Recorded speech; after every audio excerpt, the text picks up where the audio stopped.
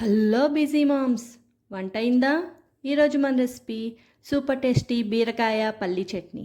దీనికోసం ముందుగా ప్యాన్ పెట్టుకొని కొంచెం ఎండుమిరపకాయలు పచ్చిమిరపకాయలు యాడ్ చేసుకోండి. అవి కొంచెం వేగిన తర్వాత పల్లీలు, కొంచెం మినపప్పు శనగపప్పు, ఆ తర్వాత కొంచెం కరివేపాకు, ఆ తర్వాత వెల్లుల్లి జీలకర్ర, తర్వాత కొంచెం చింతపండు యాడ్ చేసుకొని చక్కగా వేయించుకోండి. ఆ తర్వాత అదే ప్యాన్లోకి సన్నగా కోసిన బీరకాయ ముక్కలు యాడ్ చేసి కొంచెం సాల్ట్ పసుపు యాడ్ చేసి ముక్క మెత్తగా అయ్యే వరకు మగ్గించుకోండి.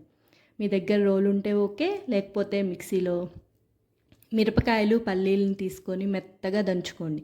ఆ తర్వాత మెత్తగా అయిన బీరకాయ ముక్కలను కూడా వేసుకొని చక్కగా మెత్తగా దంచుకోండి.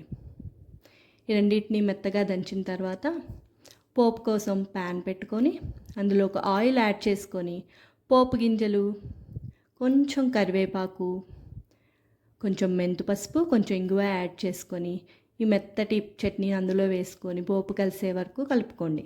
అంతే, సూపర్ యమ్మీ బీరకాయ పల్లి చట్నీ రెడీ. ఇంకెందుకు ఆలస్యం, తినేద్దామా?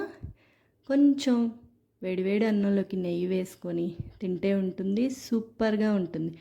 మీకు కూడా కావాలా?